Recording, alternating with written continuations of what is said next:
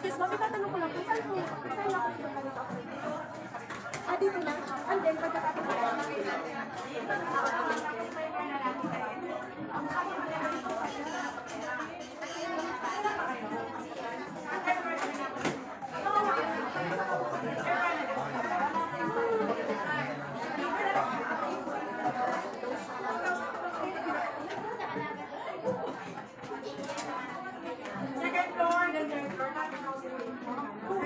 Uy, dito ako sa kanya. Sige lang. Share na lang tayo. Alam mo ang haba ng dulo mula first floor hanggang... Ano? Magkabayan sa katulong ito. Akala siya, hindi ako aabot sa pagpasok nito. Mga amiga, magpapa-update na ako ng kontrata. Tingnan nyo naman ang haba ng pila. Ilang floor ba ito? Hanggang tuktok. Kami na kanina galing kami sa pinakatulong. Nagbutik nila sa rooftop. Ayan mga amiga, first floor. Fourth floor na to, pero ang dami pa rin tao.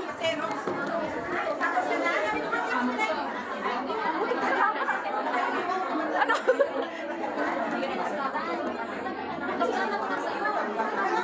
Hanggang saan to kabayan?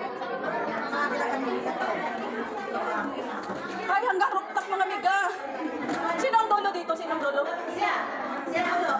O, magibigyan ko ng dulo. Alam mga amiga. Ang haba ng pila.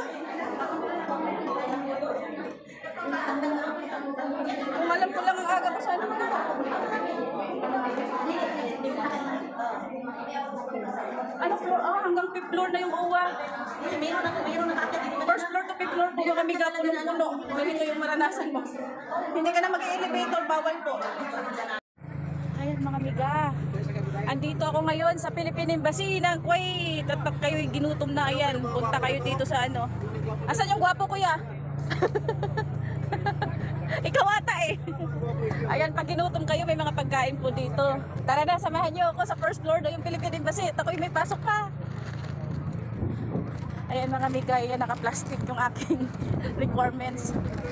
Naku, parang haba ng pila.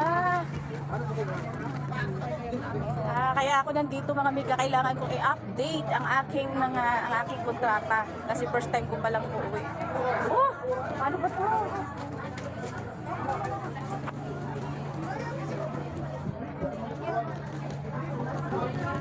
Kabayan, dito ba mag-start? Hindi sa first floor?